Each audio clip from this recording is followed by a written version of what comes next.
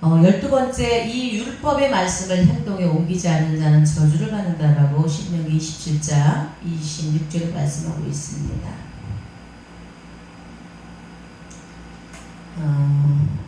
이 율법의 말씀을 실행하지 않는 자는 저주를 받을 것이라 할 것이요 모든 백성은 아멘할지니라. 하나님께서는 이 말씀을 행동에 옮기지 않는 자는 저주를 받는다고 말씀하고 있습니다. 그런데 지금까지 선포한 이 말씀은 100% 실제로 옮기면서 매일같이 살아가는 사람들이 몇이나 될까요?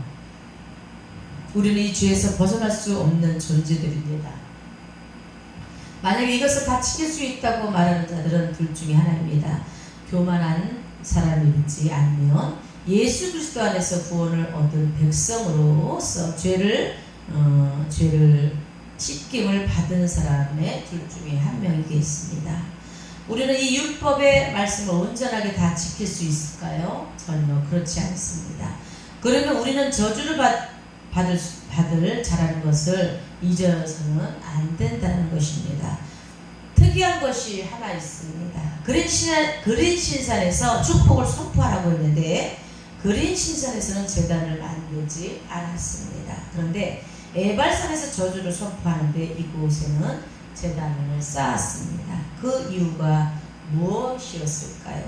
제단은 동물이 죽어 하나님께서 제사를 드리는 곳이었습니다. 바로 에발산에서 저주가 선포되는데 예수 그리스도가 제단에서 모든 저주를 담당하시고 이곳에 있는 자들의 축복을 받았다는 것을 말씀으로 보여주고 있습니다. 그 말씀이 바로 여호수아 8장 30절 31절의 말씀입니다. 그때의 여호수아가 이스라엘 하나님 여호와를 위하여 에발산에 한 제단을 쌓았으니 이는 여호와의 종 모세가 이스라엘 자손에게 명령한 것과 모세 율법책에 기록된 대로 쇠 연장으로 다듬지 아니하는 쇠돌로 만든 제단이라. 무리가 여호와께 번제물과 화목제물로 그 위에 드렸으며. 여호수아가 가나안 땅에 들어가서 에발산에 제단을 쌓았다고 말씀하고 있습니다. 모세의 율법의 책에 기록된 대로 다듬지 아니한 쇠돌로 만든 제단이라고 말씀합니다. 이 제단을 쌓고 번제물과 화목제물로 제단에서 하나님께 드리고 있었다는 것이죠. 쇠돌로라고 말씀하고 있습니다. 히브리어 샬람이랍니다. 완전한, 온전한, 가득 찬 다듬은이라는 이러한 뜻입니다. 여호수아가 에발산에 새로운 돌로 제단을 쌓았는데 이것은 완전한 제단이며 하나님의 영광이 가득한 제단입니다. 모세는 율법의 대표라면 여호수아는 복음의 대표였습니다. 가나안 땅은 천국을 상징하는 장소였습니다. 이곳에 여호수아가 새로운 돌로 제단을 쌓았다는 것은 바로 예수 그리스도께서 새로운 피의 언약으로 십자가에서 모든 죄를 전가받아서 선택한 백성들의 모든 죄가 사라지는 제사를 의미하는 것입니다. 이 제사는 영원한 제사이며 단번에 드려진 제사이며 더 이상 제사가 필요 없는 제사였습니다. 이것이 에발산에 세워지고 있었습니다. 저주가 선포되는 곳에 제단을 쌓았다는 것은 예수 그리스도의 십자가 제사를 통하여서 율법의 제약에 빠진 자들의 죄를 대속해 주시는 것을 말씀하고 있습니다. 그럼 이 에발산에서 서서 저주를 선포했던 지파의 사람은 과연 누구였을까요? 신명기 27장 13절에 루벤과 갓과 아셀과 스불론과 단과 납달리는 저주하기 위하여 에발산에 서고라고 했습니다. 에발산에 저주를 선포하기 위해서 섰던 지파들은 루벤과 갓과 아셀과 스불론과 단과 납달리 지파들이었습니다. 여기서 루벤이 나옵니다. 루벤 뜻은 이 아들을 보라는 의미를 가지고 있습니다. 루벤은 야곱의 첫째 아들이었지만 아버지의 침상에 올라갔던 사람입니다. 그것이 말씀의 창세기 49장 3절에서 4절의 말씀입니다. 루벤아 너는 내 장자여 내 능력이요 내 기력이 시작이라. 유평이라 월등하고 권능이 탁월하다는 말은 물의 끓음을 갈았은즉 너는 타고나지 못하니 내가 아버지 침상에 올라 더럽혔음이로다. 그가 내 침상에 올랐었도다. 루벤은 야곱의 장자의 복을 가지고 있지만 물을 끓음같이 성의 분노를 조절하지 못하여 비라와 간통하는 죄를 짓게 됩니다. 아버지의 침상을 더럽힌 죄로 저주를 받아야 할 사람이라는 것입니다. 루벤과 같은 자들의 에발산에서 저주를 선포합니다. 우리들로 우리 죄에서 자유로울 수 없습니다. 예수 그리스도의 은혜가 아니면 성적인 분노에서 누가 자유롭겠습니까? 주님께서 이 모든 죄의 에발산의 제단에서 모두 사하여 주셨습니다. 우리들은 예수 그리스도를 믿음으로 모든 성적인 죄가 사라졌다는 것을 믿음으로 고백하게 됩니다. 그래서 갓이 나옵니다. 갓이라는 뜻은 이 단어는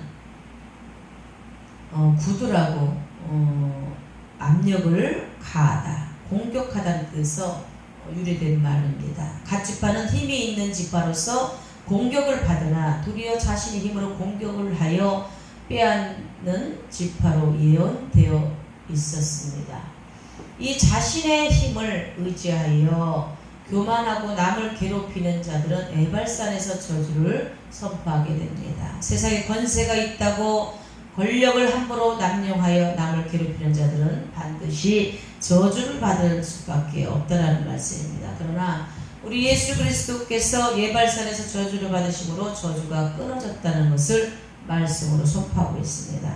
창세기 49장 19절에 갓은 군대 추격을 받으나 도리어 그 뒤를 추격하리로다. 갓은 군대 추격을 받지만 도리어 그 뒤를 추격하여 빼앗았습니다. 이처럼 우리들도 자신의 힘을 의지하지 말고 교만하게 행동하지 말고 안 된다는 것을 이러한 말씀으로 잘 보여주고 있습니다. 이 세상에서 얻은 권세도 하나님께 주셨습니다. 이것을 하나님이 기뻐하는 곳에 사용해야 합니다.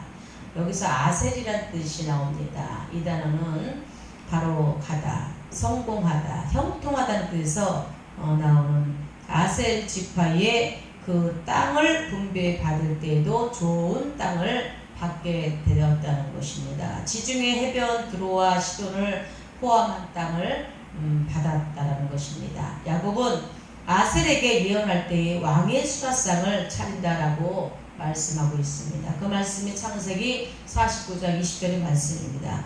아셀에게서는 나는 먹을 것을 기름진 것이라 그가 왕의 수라상을 차리리로다. 아셀의 땅에서 나는 기름진 것으로 먹고 왕의 수라상을 차리는 준비의 지파가 됩니다. 이와 같이 아셀 지파의 바누엘이 딸 안나가 성전에서 예수 그리스도를 만나게 됩니다. 이 여자는 선지자로서 왕의 수라상을 준비하고 있는 사람이었습니다. 이렇게 아셀 지파는 큰 축복을 받은 사람이라 할지라도 죄인임을 틀림없었습니다. 세상의 축복을 아무리 많이 받았다고 자만하고 교만하여진 자들을 위하여 에발산에서 저주를 선포하게 하십니다. 우리도 세상에서 복을 받으면 나도 모르게 교만해질 수 있습니다. 이러한 죄들을 위하여 주님은 에발산에서 저주를 받을 것이라고 합니다. 여기서 수불론이 나옵니다. 이 단어는 높은 거주라는 의미를 가지고 있으며 둘러싸다, 거주하다라는 뜻입니다. 수불론 땅은 산으로만 둘러싸인 갈릴리 지역의 땅을 분배받습니다. 이곳은 저주받은 땅으로 빛이 없는 곳을 상징하는 말입니다. 또한 고대 근동 지역에서 높은 산에 바알산당을 지어 섬겼습니다. 이것을 높은 산에 거주한다라는 말씀입니다. 영적으로 우상과 함께하는 자이며 하나님을 버리고 높은 곳에 올라가 인간을 하나님으로 섬기는 자들은 저주를 받게 되는 것입니다. 이 말씀 이사야 9장 1절에 전에 고통받던 자들에게 흑암이 없으리로다. 옛적에는 여호와께서 스불론 땅과 납달리 땅에 멸시를 당하게 하셨더니 후에는 해변의 길과 요단 저쪽 이방의 갈릴리를 영화롭게 하셨느니라. 스불론 땅에는 고통을 당하던 사람이 있었던 곳이라는 것입니다. 빛이 없었기 때문에 멸시를 당했다는 것입니다. 그러나 우리 하나님께서 해변의 길과 갈릴리를 영화롭게 하셨다라고 말씀하고 계십니다. 예수님께서 이 땅에 들어가심으로 예언의 말씀이 성취되었다는 것입니다.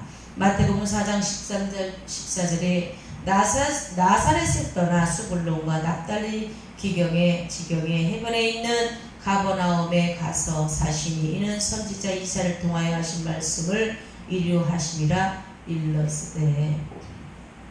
예수님께서 수불론 땅과 납달리 땅에 들어가 사심으로 이사야 선지자의 예언의 말씀을 성취하셨습니다. 이렇게 수불론과 같이 우상을 섬기면서 흑암에 갇혀있던 자들도 에발산에서 저주를 선포하게 됩니다. 이 모든 저주를 예수님께서 우리의 죄를 담당하셨습니다.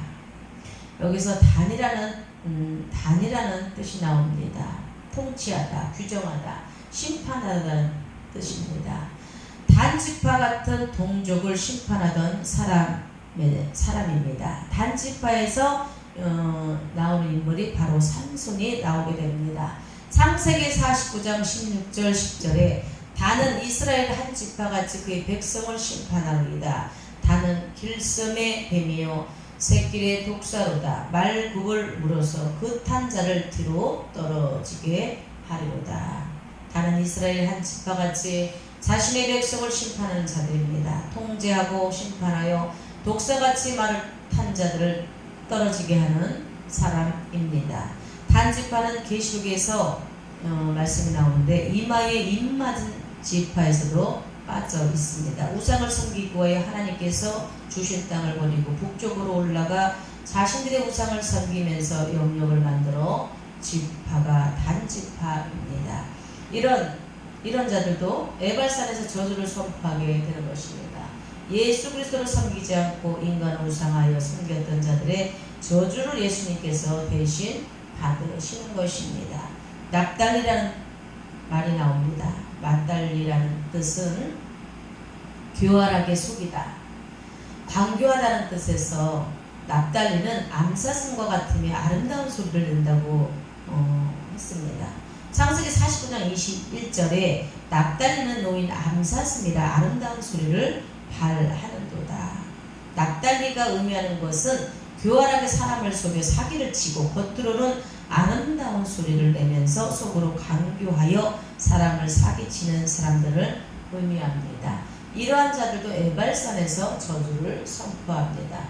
교활하게 사람을 속이고 하나님께 서원을 해놓고 지키지 않는 사람도 여기에 해당이 됩니다. 약속을 해놓고도 약속을 어기는 것을 밥 먹듯이 하는 사람도 여기에 해당하는 죄입니다. 다른 사람의 시간을 훔쳤기 때문입니다. 우리는 재물로 훔쳤다고 도둑이 아닙니다. 다른 사람의 약속을 쉽게 생각하여 지키지 않으면 이것도 죄라는 것입니다. 하나님께서 주신 아까운 다른 사람의 시간을 훔쳤기 때문입니다. 약속을 쉽게 생각하여 시간을 훔치는 사람은 회개하여 다시는 약속 시간을 꼭 참여해야 합니다. 이런 사람도 에발산에서 저주를 선포합니다. 에발산이 우리에게 주는 영적 교훈은 무엇입니까? 에발산은 저주를 받을 수밖에 없는 인간의 율법을 어김으로 죽게 된답니다. 그러나 하나님께서는 에발산에 새로운 언약을 세워 율법으로 죽을 수밖에 없는 인간들과 새롭게 체결하시는 것을 의미합니다. 바로 예수 그리스도를 통하여 새로운 십자가 제단이 세워질 것을 말씀합니다. 에발산에서 수치를 당해야 되는데 예수님께서 대신 수치를 당하신 것이며 내가 율법을 어김으로 죽어야 하는데 예수님께서 대신 십자가에서 죽으신 것을 말씀하고 있습니다. 그럼 이제부터 우리는 에발산에서 세워진 제단을 믿고 의지하여 나아갑니다. 그러면 나의 모든 원죄와 범죄가 사라지는 것입니다. 이 모든 것을 하나님 예수 그리스도를 통하여 저주를 주님의 몸에 새겼기 때문입니다. 우리도 에발산에 서서 저주를 선포할 수밖에 없지만 바로 예수님을 통하여 저주가 축복으로 바뀌는 것을 우리는 오늘 시간 말씀으로 믿어야 합니다.